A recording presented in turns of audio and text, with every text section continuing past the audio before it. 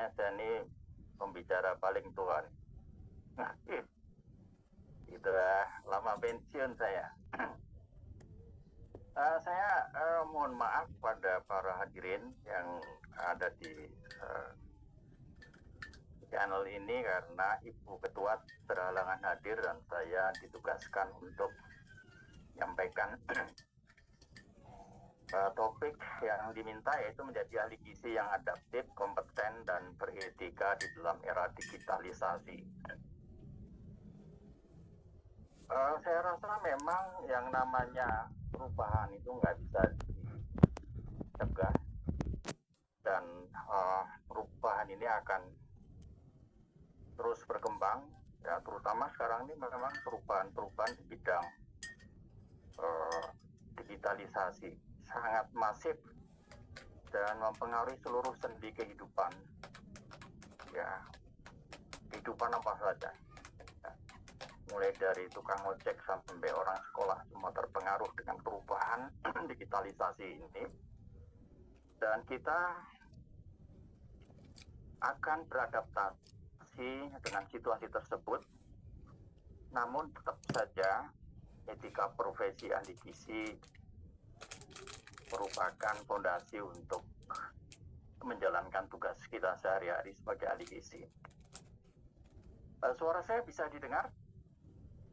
Bisa, Pak. Sangat jelas, Pak. Oke. Jadi ahli gizi merupakan suatu bentuk pengakuan dari masyarakat kepada individu yang memiliki kompetensi ilmiah dan keterampilan khusus bidang gizi serta mengabdikan diri untuk meningkatkan derajat kesehatan masyarakat melalui pelayanan gizi dan bertanggung jawab serta beretika. Kita diakui sebagai ahli gizi ini karena kita telah melampaui satu proses pendidikan yang terakreditasi. Di sekolah kita itu diakreditasi oleh pemerintah dan pada akhir pendidikan kita melakukan uji kompetensi, dan setelah uji kompetensi selesai kita diberikan surat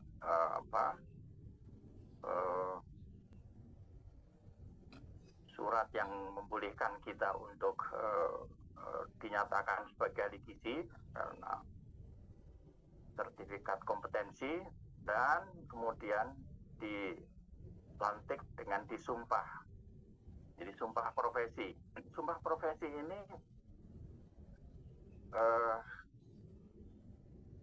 merupakan mengikat kepada kita semua, karena tanpa sumpah profesi ini, ya, Anda tidak memperoleh atau tidak dapat memperoleh surat tanda registrasi, karena salah satu persyaratannya adalah sumpah profesi.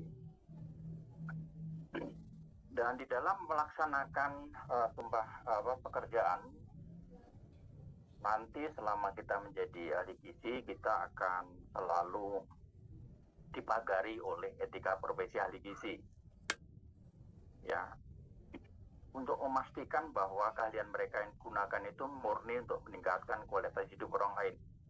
Karena sumpah yang dilakukan itu mengikat pekerjaan kita selama kita menjadi ahli gizi, berpraktik di masyarakat. Jadi sungguhpun seseorang itu pandai, namun kalau dia tidak benar-benar memiliki menjalankan kode etik, maka pandainya manusia tidak beretika itu, maka kepercayaan masyarakat akan lenyap. Etika profesi di profesi gizi ini sudah diterbitkan atau diakui dan disahkan di dalam kongres terakhir, yaitu Kongres Persagis itu akhir Desember bulan Desember 2024. Dan etika profesi ini akan berlangsung digunakan selama 5 tahun ke depan. Nanti bila ada perubahan-perubahan, maka akan diperbaiki dan akan disahkan kembali, ditinjau kembali pada kongres yang akan datang, dan akan direvisi bila ada yang kurang sesuai atau ada satu perkembangan baru. Jadi ada 28 pasal di dalam etika profesi ini. Ada 8 bab, yaitu bab 1 itu tentang komitmen umum, bab 2 tanggung jawab terhadap klien pasien, bab 3 tanggung jawab terhadap masyarakat, bab 4 tanggung jawab pada teman profesi. Itu pasalnya tercatat itu ada 8 pasal, 3 pasal dan seterusnya. Dan bab 5 itu tanggung jawab terhadap mitra kerja, bab 6 tanggung jawab terhadap profesi dan diri sendiri, bab 7 ini tentang pelanggaran, dan bab 8 atau penutup itu ada satu pasal. Pasal tersebut pasal-pasal tersebut atau aturan itu disahkan dalam sidang pada Kongres Persagi yang telah lalu. Jadi saat ini kita menggunakan ini. Bila saudara-saudara ingin memperoleh dan membaca lebih detail, maka Anda diminta untuk mendownload dari Google. Dan dicari saja kode etik profesi ahli gizi, nanti muncul, bisa di-download dan dibaca. Jadi kode etik ahli gizi terdapat beberapa pokok kewajiban yang dipenuhi untuk menjamin profesionalisme dan perlindungan masyarakat. Kewajiban umum itu ahli gizi wajib bertindak demi meningkatkan derajat kesehatan dan kesejahteraan bangsa melalui perbaikan gizi.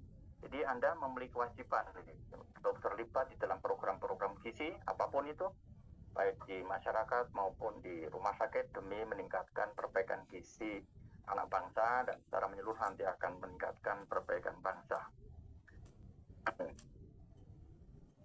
Dan dengan melakukan ini, yang kedua, saya langsung saja karena agak panjang nih saya punya slide ini, yaitu menghormati ahli gizi harus mengutamakan keselamatan dan hak-hak klien. Menghormati hak, memberikan layak, membedakan suku, ras, agama atau status sosial. Ini mati ya. Jadi pasien merupakan raja di dalam pelayanan kita, jadi dia harus diberikan hak istimewa tanpa kita memiliki suatu haknya untuk pasien, tapi kita tidak mempunyai hak. Kita wajib memelihara mereka, meningkatkan kesehatan mereka. Kemudian transparansi informasi, memberi penjelasan dengan jujur mengenai masalah gizi klien dan langkah pelayanan yang dibutuhkan, serta menjaga kerahasiaan dan identitas data kesehatan klien sesuai peraturan perundang-undangan. Yang kepada masyarakat, kita berperan aktif melindungi masyarakat dari praktek gizi yang tidak etis, yaitu perlindungan informasi, melindungi publik dari informasi gizi yang salah atau menyesatkan, kemudian peka terhadap status gizi di lingkungan, mencegah terjadinya masalah gizi di masyarakat. Tadi diungkapkan oleh Prof dan Pak Pungkas bahwa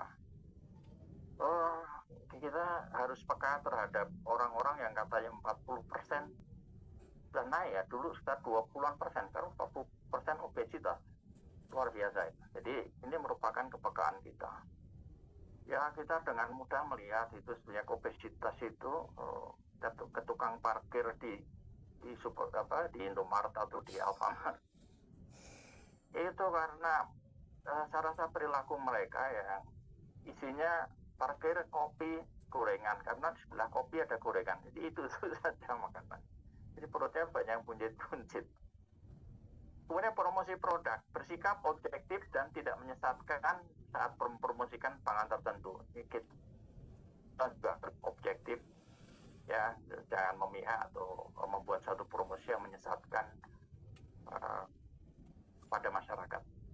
Yang 4, kewajiban kepada teman sejawat, membangun lingkungan kerja, berkolaborasi dan saling menghargai. Sikap menghargai ini sebetulnya pada dasarnya seperti memperlakukan teman sejawat sebagaimana ia sendiri ingin diperlakukan. Ini adalah rumusan yang mudah. Kalau kita tidak ingin dilayani dengan tidak baik, ya kita harus melayani orang sebaik mungkin. Berbagai pengetahuan bersedia menyebarluaskan ilmu pengetahuan dan keterampilan terbaru kepada sesama anggota profesi. Jadi ini merupakan suatu kode etik untuk selalu bekerja sama dengan teman dan saling membantu, dan memelihara hubungan harmonis dengan rekan sejawat profesi kesehatan di dalam memberikan layanan gizi. Ini sadari bahwa profesi gizi tidak sendiri. Profesi lain itu sungguh pun dia tukang cleaning service atau tukang masak, dia merupakan teman kita di dalam menyelenggarakan layanan gizi kepada masyarakat dan pasien. Kemudian kepada profesi, kita menjaga martabat profesi dan mengembangkan nilai-nilai profesionalisme, ya, aktif dalam mengembangkan ilmu pengetahuan.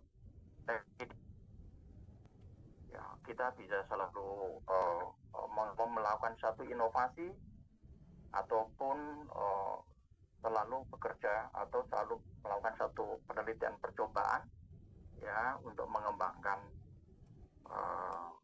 iptek di bidang gizi.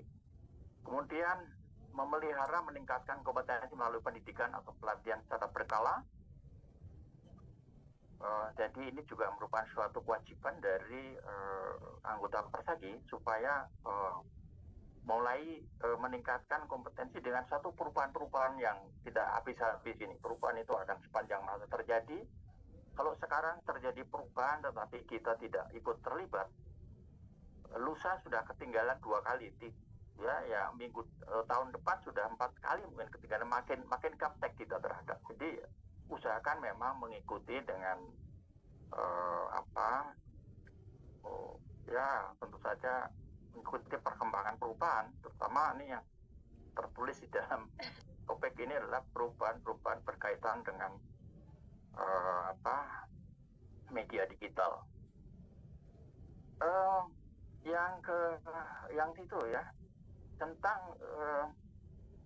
keputusan MK. Jadi dulu pada waktu 2000 ada Undang-Undang 17/2023 itu sempat menjadi agak keributan terjadi pada anggota profesi, dan pada tanggal 30 itu minta supaya waktu itu sampai ada beberapa organisasi profesi yang membuat organisasi profesi baru, dan itu akhirnya menjadi kegaduhan di dalam Kementerian Kesehatan, karena bagaimana nanti ini kalau misalkan siapa yang memberikan hak atau melakukan registrasi dan sebagainya, maka berdasarkan putusan MK itu ditetapkan bahwa di organisasi profesi di Kementerian Kesehatan itu memiliki satu wadah besar, rumah besar yang boleh diisi dengan berbagai macam anggota seminat, ya. Jadi kalau kita ada ASNI, ada ASDI dan sebagainya, itu diperbolehkan, tapi tetap di bawah naungan Persagi yang disebut sebagai rumah besar untuk berhimpun. Nah, dalam pelayanan gizi secara digital, ahli gizi wajib menerapkan prinsip etika kerahasiaan atau konfidensial yang lebih ketat untuk menanggulangi, mengantisipasi risiko keamanan cyber, karena di dalam kita beradaptasi dan sering menggunakan media, itu data kita langsung tersebar ke seluruh. Nah, untuk itu kita harus hati-hati menyampaikan data-data yang bisa dipublikasi ataupun harus tidak, ya itu harus dicek betul. Jadi dalam tindakan atau konsultasi bersama dengan pasien, jangan lupa selalu untuk meminta satu informed consent atau persetujuan dari pasien agar dia memahami bahwa misalkan kita menggunakan jasa digital dengan telekonsultasi, maka dinyatakan disampaikan bahwa kita ini perlu mereka perlu tahu bahwa ini perlu setuju bahwa ini dilakukan secara online. Jadi juga mungkin perlu kan bahwa memang sih ada kemungkinan kalau menggunakan online ini ada kemungkinan terjadi kebocoran data dan sebagainya. Jadi walaupun biasanya masing-masing platform yang kita gunakan itu biasanya memiliki suatu keamanan yang sudah cukup.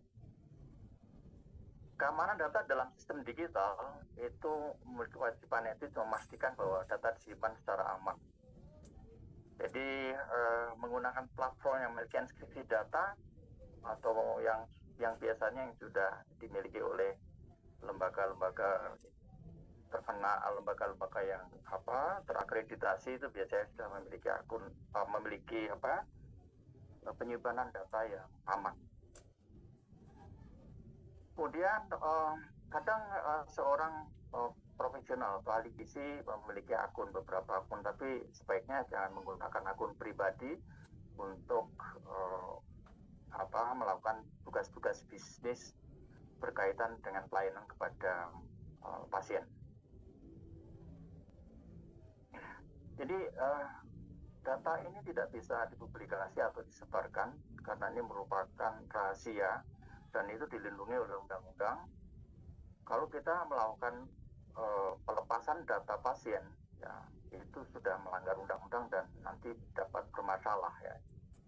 Dan data-data pasien ini itu baru boleh dibuka atas persetujuan tertulis pasien atau berita undang-undang permintaan pengadilan demi kepentingan hukum. Ya, bahkan di dalam Undang-Undang Nomor 1 2024 yang baru juga ini informasi transaksi elektronik itu ada larangan untuk memanipulasi data atau dokumen dengan satu ancaman yang kelihatannya agak berat. Bukan agak berat, bisa hukuman 12 tahun ini yang jadi seperti misalnya profesional di online dilarang keras mengubah, memalsukan atau memanipulasi dokumen elektronik seperti surat keterangan digital sehat, kemudian hasil laboratorium atau sertifikat keahlian agar terlihat asli dan sebagainya. Nah itu tidak boleh itu kalau terjadi clash nanti bisa menjadi bermasalah. Dan kalau bermasalah walaupun mengubahnya itu tidak seberapa, tapi bisa menjadi menghadapi satu sanksi yang lumayan beratnya. Berdasarkan standar terbaru, ahli gizi harus memastikan bahwa pencatatan data dimasukkan dalam aplikasi data harus akurat. Jadi sebelum masukkan data, apakah data ADME atau data apapun harus dicek ulang ya supaya tidak terjadi kekeliruan. Sekali kita memasukkan data yang salah ke dalam aplikasi, nanti bisa hasilnya pada waktu aplikasi tersebut memberikan respon, memberikan jawaban atau membantu kita untuk memecahkan masalah, itu bisa salah keputusannya. Dan pasien menghormati hak pasien untuk melihat dan mengakses isi rekaman data mereka. Bapak, dalam izin Pak. Ya. Pak, mohon izin waktunya 5 menit lagi ya Pak. Waktunya banyak, oke deh ya. Ya, jadi Pak. acara banyak nih. Baik. Nanti saya masuk ke sini aja. Ini saya nanti bisa ditinggal ya. Iya, mohon maaf Pak. Baik, mengapa kompetensi haji perlu adaptasi digital? Ya, kompetensi ini bukan lagi pilihan, melainkan satu keharusan ahli gizi tetap relevan, efektif, cepat modern. Ya, aspek yang mempunyai itu karena perubahan perilaku pasien. Masyarakat kini mencari solusi kesehatan pertama-tama melalui ponsel. Jadi kita memang harus sadar bahwa ponsel itu sudah merupakan bagian dari kehidupan semua orang. Kalau seorang ahli gizi tidak mengerti tentang ponsel, nah ini repot nanti karena dia lebih tahu nanti pasiennya. Jadi mengapa perilaku pasien dicek ponsel lebih dulu ya? Biasanya pasien itu kalau mencari sumber informasi melalui ponsel dulu, rumah sakit yang bagus mana dan sebagainya ya. Jadi kita memang harus sadar bahwa kita sebagai seorang ahli gizi ya jangan gaptek gitu. Itu sudah. Kemudian apa antara perilaku pasien cek ponsel dengan ahli gizi ya. Jadi pasien datang dengan membuat tumpukan informasi kadang-kadang dan kita di dalam internet dan kita harus menjawabnya. Nah kita juga kadang-kadang harus meluruskan mitos yang dibawa oleh pasien bahwa boleh begini berdasarkan testimoni dan sebagainya. Kita harus tahu betul dan membandingkan dengan data-data yang berdasarkan hasil penelitian. Dan jadi ahli gizi ini tidak boleh gaptek ya. Jadi jika ahli gizi tidak paham era digital sementara pasien sudah berlari dengan ponselnya, maka saran ahli gizi dianggap kuno dan tidak relevan oleh pasien. Jadi dia harus ada di mana pasien berada di dalam ponsel. Ya, ahli gizi dalam media digital yaitu ini sangat membantu AI itu ya. Jadi menggunakan AI ya seperti misalkan platform yang sekarang ini baru dari Universitas Muhammadiyah itu nggak salah baru menurunkan Nutri AI Info, Nutri AI Pro, dan itu bisa membantu dalam menghitung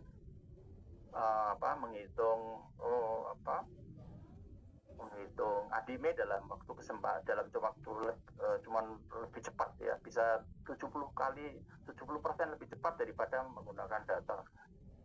Jadi kalau ini dulu menggunakan seperti ini, sekarang sudah nggak pakai lagi ya. Dulu pakai, sekarang dengan ADME sudah muncul nanti. Ya, ini langsung dengan AI, apa yang kita masukkan ya, itu langsung dia akan keluar dengan berbagai macam ya diagnosisnya, kemudian problemnya yang muncul, etiologinya bagaimana, simptomnya bagaimana, semuanya sudah terekam dan terungkap di dalam report dalam waktu beberapa menit saja ya, apa yang harus dilakukan dan sebagainya. Jadi jangan sampai tidak terlibat atau tidak masuk ke dalam digital. Kalau tidak ya nanti kita ketinggalan zaman dan akan tidak bisa bekerja sama dengan teman-teman sejawat juga. Jadi ini ahli gizi bisa memangkas waktu 50-70% atau 3 kali lebih banyak pasien dalam waktu shift yang bandingkan dengan manual biasa ya. Ya, kalau dulu konseling dengan food model, sekarang sudah menggunakan screen, video call dan sebagainya. Ya, dulu dengan analisis nutrisi digital kita menghitung diet nih, dulu puyang nih sekarang tugasnya besok dikumpulkan ya, sekarang masuk sudah cepat sekali ya. Tapi mungkin kalau untuk pendidikan saya nggak tahu apakah tetap pasti menggunakan seperti ini ya, untuk latihan menghitung dan sebagainya. Kalau nggak semua nanti bertumpu pada digital, kita kurang peka terhadap ini juga. Jadi memang digital ini harus diwaspadai, jangan kita ditunggangi digital, tapi kita harus menunggangi digital ya. Dulu mengandalkan poster ya, sekarang kita sudah mampu mengemas informasi dalam TikTok ya. Kemudian dulu kita menggunakan menanyakan berapa lama. Sekarang rincian olahraga bisa dicari dari wearable devices ini ya, kita bisa menggunakan alat-alat seperti ini. Alat-alat wearable device ini bisa tekanan darah dan sebagainya, dan kita memang harus bisa membaca ini atau terlibat karena pasien sekarang sudah banyak yang menggunakan ini. Perlu diingat bahwa ilmu gizi dasar melainkan alat. Adaptasi digital tidak menggantikan ilmu gizi dasar, melainkan alat agar ilmu tersebut tersampaikan dengan lebih menarik. Jadi jangan lupa untuk tetap selalu belajar ya, ikuti kursus di mana saja, termasuk di universitas biasanya buka PP atau di UGM ya. Intinya pengembangan diri bertujuan agar ahli gizi tidak hanya menjadi operator aplikasi, tapi juga pakar yang memiliki pemikiran kritis memanfaatkan teknologi. Ya, penutup ya, era digitalisasi adalah panggung bagi kita untuk membuktikan bahwa peran ahli gizi tidak akan pernah tergantikan oleh mesin selama kita memiliki empati dan kompetensi terus diperbarui. Karena alat-alat digital tersebut tidak mempunyai empati, ya, tidak memiliki emosi. Jadi bisa disuruh membuat wajah kita penyok-penyok, ya, juga bisa dan sebagainya. Jadi jadilah ahli gizi yang tidak hanya mahir teknologi tapi juga mampu menyentuh hati pasien melalui layar digital. Mari kita melangkah maju, berinovasi tanpa henti dan menjaga marwah profesi di kancah global. Jadi selamat berjuang menjadi ahli gizi masa depan, adaptif terhadap perubahan, kompeten dalam tindakan dan beretika di dalam pengabdian. Terima kasih ya, dan ini adalah terakhir. Saya berusaha untuk tetap berlari, dan ini adalah record saya dengan wearable devices tadi. Saya menggunakan Samsung Health dan saya masih berlari sekitar 5 km per kali lari dalam seminggu itu biasanya 15 kiloan lah, karena seminggu saya lari hampir rata-rata 3 kali dan sudah saya lakukan lama. Ternyata itu sepertinya membuat saya sudah ya selama ini belum pernah dirawat di rumah sakit, ya jarang minum obat dan sebagainya.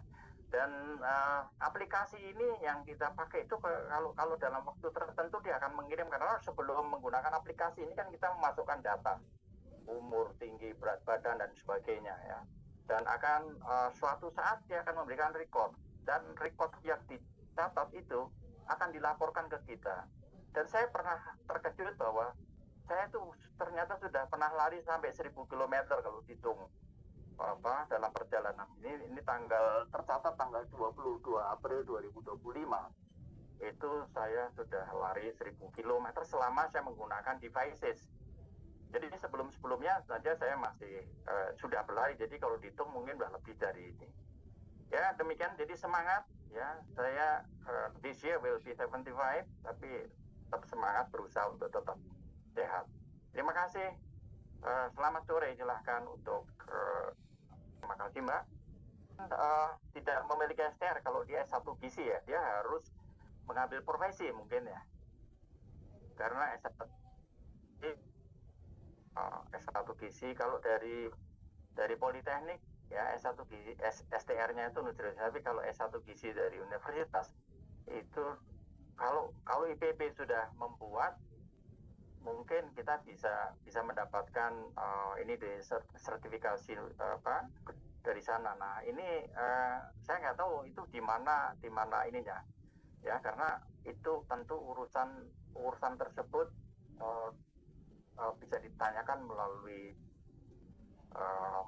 universitas yang bersangkutan. Itu karena saya sendiri sudah tidak mengurusi sekolahan itu sudah lama ya, sudah hampir 10 tahun ini saya keluar dari, sehingga saya tidak tahu berita tentang pendidikan gitu. Jadi silakan Bapak nanti menghubungi institusi yang terkait ya, terutama kalau misalkan ini coba menanyakan melalui ya, supaya dapat diteruskan atau ditanyakan. Tapi memang untuk mendapatkan STR itu harus memiliki sertifikasi dia nutritionist atau dietitian atau technical nutritionist ya. Saya tidak mampu menjawab ini. Terima kasih. Baik, terima kasih Bapak atas jawabannya. Ini ada pertanyaan kedua dari Bu Rindi, Puskesmas Kalangan, Tapanuli Tengah.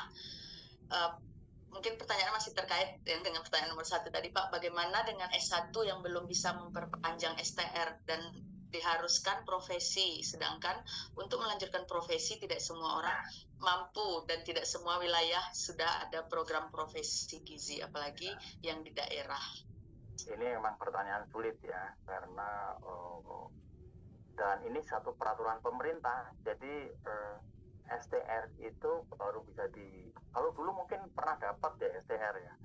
Kemudian begitu mau memperpanjang kok tidak bisa ya, karena ternyata tidak ada lampiran bahwa dia memiliki sertifikasi profesi, karena undang-undang yang baru dia mengharuskan bahwa seseorang itu bisa diberikan SDR kalau dia memiliki sertifikasi profesi atau kalau dia nutrisionis produk dari Poltekkes yang memang sudah diakui di situ. Jadi kalau belum ya harus diusahakan itu dulu. Nih caranya memang agak sulit karena jauh dari lokasi. Kalau yang mungkin seperti itu memang harus menghubungi IPB apakah menyelenggarakan kursus jarak jauh atau universitas mana. Salah satu cara adalah itu. Tanpa itu mungkin tidak bisa. Dan yang paling bisa menjawab sebetulnya adalah di KKI ya, Konsil Kesehatan Indonesia itu, Mbak. Baik, Bapak, terima kasih. Mas Anton sama Mbak Devi boleh tambahan informasi ke yang tadi ditanyakan ke Mas Anton. Silakan, Pak Hardin. Ya, gimana kabar Mas Anton? Pak Hardin masih ada nih. Alhamdulillah masih dengerin dari. Tadi saya tutup ya. Baik, jadi saran saya ada dua ya, jalur jangka menengah sama jalur pendek. Jalur menengah itu memang dari sisi Kemendikti itu boleh membentuk RPL itu setelah ada lulusan. Kita kan baru mulai, lulusan baru ada tahun depan. Jadi setelah itu prosesnya harus ada naskah akademik ke Senat, disetujui oleh rektor, kemudian karena kita PTNBH itu bisa buka langsung RPL. Tapi itu kan masih lama. Jangka menengah maksud saya. Sekarang 2026, 2027 baru boleh mengajukan, mungkin 2028 baru boleh buka RPL nutrisionis. Jalur pendek menurut saya, dan kisah-kisah masa lalu kan itu adik-adik berhasil ya. Dulu pernah nyurati ke MK, sehingga direspon oleh MK. Jadi pertama surati aja ke Kementerian Menteri Kesehatan, jangan ke Menteri Kesehatan surati adik ya. 1-2 orang aja, satu dari Jawa, satu dari luar Jawa. Masalahnya seperti ini, bahwa ada ketidakadilan, misalnya sementara ada program profesi yang lain sudah melakukan dengan cara bla bla bla. Nah, nanti kami dipanggil oleh Menteri Kesehatan itu, bisa kasih solusi apa enggak ya? Kalau Menteri Kesehatan sama Menteri Pendidikan laksanakan, ya kami laksanakan. Nah, itu saya kira tahun depan Januari bisa dibuka kalau ada minggu depan surat bocorkan ke saya suratnya. Tapi jangan 1 orang ya, paling enggak 2, satu dari Sumatera, satu dari Jawa atau luar Jawa. Dulu adik-adik mampu ke MK itu kan karena adik-adik juga, akhirnya menteri bolak-balik ke MK di sidang itu karena surat dari adik-adik. Karena surat dari kita nggak mempan. Tembusan ke Prof Hardin nanti. Karena kita kan penyelenggara, tapi kalau yang kena masalah itu kan adik-adik. Jadi kalau adik-adik yang istilahnya terzolimi itu ngobrol oleh MK itu direspon cepat. Ya. Jadi gini, kalau tembuskan aja ke MK, jadi surat ke Menteri Kesehatan, tembusan ke MK. Ya, saya yakin itu nanti ada jalan keluar cepat itu. Makasih. Jadi tembusannya ke Prof Hardin itu nanti ya. Ke MK aja, tapi ada bocorannya ke saya. Nanti saya ikut bergerilya sama Taufik sama Pak Dodi, Ketua Persagi. Iya. Jadi kalau dari kita biasanya mereka emang dibutuhkan. Dia nggak tahu bahwa ada masalah di bawah. Dikiranya itu mah bisnis Prof Hardin, seringkali dibilangnya gitu.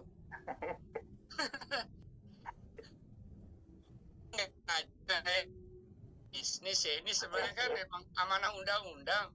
Iya. Nah, jadi caranya gitu aja deh. Siapa yang berani ya minggu depan suratnya? Siapa yang dari Sumatera, siapa yang dari Jawa, atau siapa yang dari luar Jawa? Itu ya, yang itu kan dari mahasiswa Undip itu dulu, mahasiswa gizi Undip 1. Dulu pernah juga ya, sehingga ada dari ya. Makasih. kasih. Oke, terima kasih Prof. Hardin. Ya, Mas Anton. Baik, terima kasih Prof. Hardin atas tambahan jawabannya. Baik, Bapak Ibu, terkait keterbatasan waktu, waktu sudah menunjukkan pukul 4:10.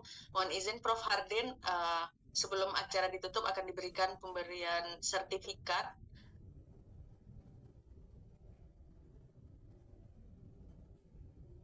Untuk pemberian sertifikat, saya serahkan kepada Pak Taufik. Diberikan secara simbolis.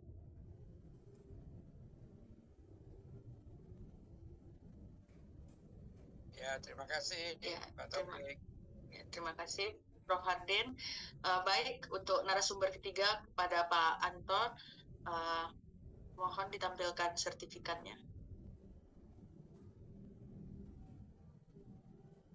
Ya.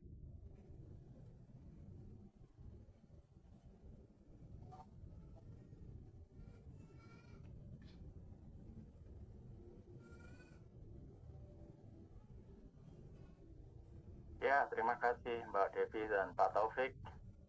Ya, kami terima. Baik, terima kasih Bapak Ibu. Baik, sebagai penutup dari rangkaian materi yang sangat luar biasa hari ini, kita dapat menarik satu benang merah yang utuh bahwa masa depan pembangunan kesehatan bangsa berada di tangan para nutrition leader yang adaptif dan berintegritas. Menjadi ahli gizi di masa depan bukan lagi sekedar memahami angka kecukupan gizi, melainkan menjadi pemimpin yang mampu menavigasi teknologi, berkolaborasi secara global, dan tetap memegang teguh moralitas profesi demi mewujudkan Indonesia Emas 2045.